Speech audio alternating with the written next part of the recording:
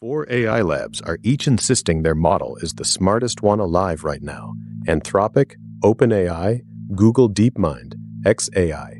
Here's the problem. They might all be telling the truth, and it barely matters anymore, because while everyone was staring at that leaderboard, the real fight already moved somewhere else. Score it as one number, and the picture looks like this.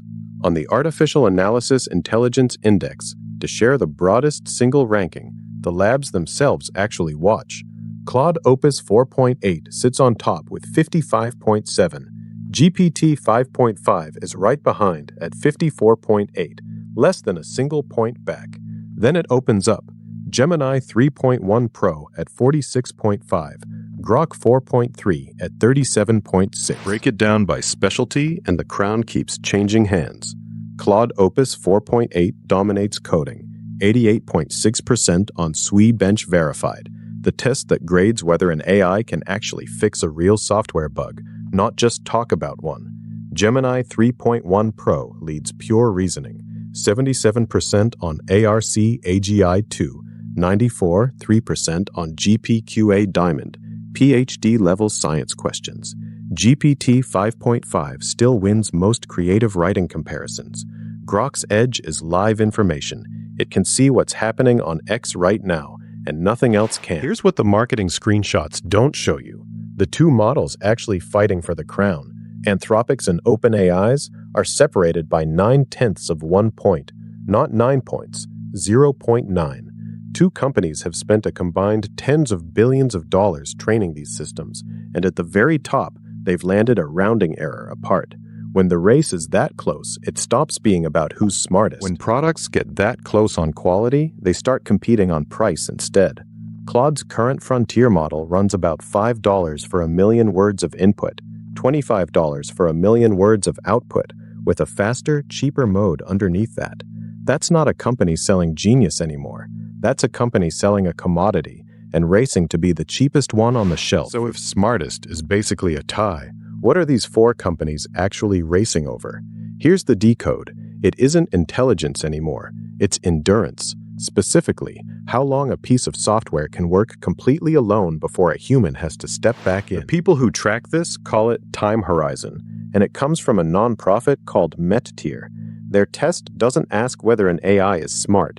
It asks a far more useful question. Given a real task, writing code, running research, completing a multi-step job, how long would that take a skilled human, and can the AI finish the same task without help at least half the time? Right now, the best model on that test, Claude Opus 4.6, can independently complete tasks that would take a skilled human about 14 and a half hours. Not 14 minutes, 14 hours, unsupervised. That is not a chatbot answering questions. That is closer to a contractor you hand a job to on Monday and check on again on Friday. And the unsettling part isn't the 14 hours, it's the slope. When METR first plotted this back in 2019, the length of task an AI could reliably handle was doubling roughly every 7 months, already fast by any normal industry's standards. Then, sometime around 2023, the curve got steeper. The doubling time compressed to somewhere close to 4 months. Not because one company gamed the test, because progress on autonomy itself sped up across every lab at roughly the same time. Run that math forward, and here's the part worth sitting with. If a 4-month doubling holds, a full 8-hour unsupervised workday is roughly a 2027 problem. A full week, unsupervised, lands around 2028. A full month, an entire project, start to finish with no human checking in, is on pace for 2029. Nobody has to believe that exact math to notice the direction it's pointing. Before you panic or get excited, pick one. There's a catch, and it's a big one. A benchmark task only has to succeed once. A real job has to succeed every single time somebody hands it to you. So a separate group, Scale AI and the Center for AI Safety, built something closer to reality, the Remote Labor Index. 240 real, already completed freelance projects, software, design, architecture, data analysis, the kind actual humans got paid a median of $200 for, roughly 11 and a half hours of real work each. In October 2025, the best AI agents fully delivered 2.5% of those jobs to a professional standard. 8 months later, in mid-2026, the leader is up to 16%. Anthropic's newest model out front, Claude Opus 4.8, close behind at 8.3. GPT 5.5 at 6.3. 16% sounds small. It is roughly 6 times bigger than where it stood 8 months earlier. That is the real pace of the thing everyone's calling job automation. Not zero, not overnight. A curve climbing fast enough to notice and still too slow today to hand it your whole workload. There's a second reason the smartest model headlines are getting less useful, and it has nothing to do with the AI. It's the tests themselves running out of room. GPQA Diamond Master Script PhD level science trivia and MMLU, the oldest general knowledge benchmark most labs still quote, are both clustering above 90% for frontier models. SWE Bench Verified's top ranks are separated by fractions of a point, close enough that researchers now flag it for possible contamination, meaning the test questions may have leaked into the training data itself. When every top model scores in the 90s, the test has stopped measuring the differences that actually matter. So a research group called ARC Prize built something deliberately harder. ARC AGI, puzzles designed so a 5-year-old can solve them by looking, and a language model can't just pattern match its way through. The second version of that test climbed from 53% to over 80% in about 4 months, right after one lab's breakthrough model shipped, which is exactly why, in March 2026, ArcPrize launched a third version, Interactive Tasks, Not Static Puzzles. On that one, the best frontier models score under 1%. Humans score 100. That gap, 90-something on the old test, under 1 on the new one, might be the most honest number in this entire video. It isn't proof AI stalled out. It's proof the easy tests already got solved, and the real ceiling sits much higher up than any marketing slide suggests. Which brings us to the one word this entire industry uses constantly, and almost nobody actually defines the same way: AGI. Artificial General Intelligence. Anthropic's CEO, Dario Amodei, has put an actual number on it.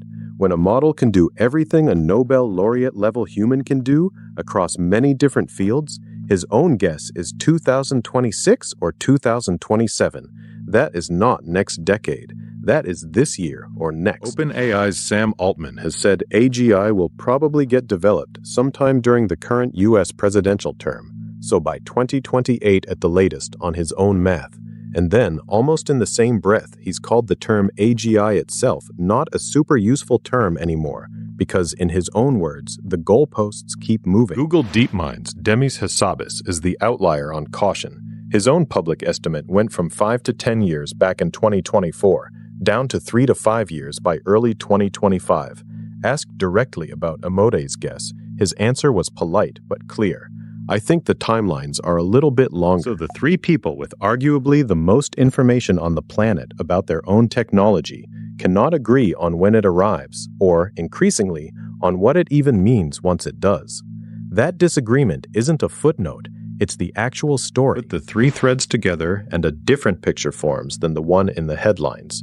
The smartest model race is converging toward a tie and turning into a price war. The word AGI has gotten so contested that even the people who'd benefit most from claiming it won't fully commit to a definition. But the time horizon curve, the number almost nobody outside the labs is watching, keeps climbing on a steady 4-month clock. No debate required. That's the thing actually being built here. Not a smarter chatbot. Not a philosophical milestone with a Greek-sounding acronym attached to it. A worker that needs checking in on less and less often, and whichever lab's agent enterprises trust to run unsupervised the longest is the one that wins the real money, leaderboard bragging rights or not. So if you want to track this instead of just reacting to the next press release, here's the decode. Ignore whichever model claims smartest this month. That number moves every few weeks and means a little less each time it does. Watch the time horizon reports, watch the remote labor index, and watch which benchmark a lab quietly stops bragging about, because that's usually the one it just started losing. The AI that finally earns the word AGI probably won't announce itself with a press release and a benchmark score. It will just be the one nobody has to check on anymore. We are not there yet, but for the first time, we can actually see the clock. Subscribe for the next one. We're going deep on exactly how far that 16% number can climb before the 4-month clock catches up to it.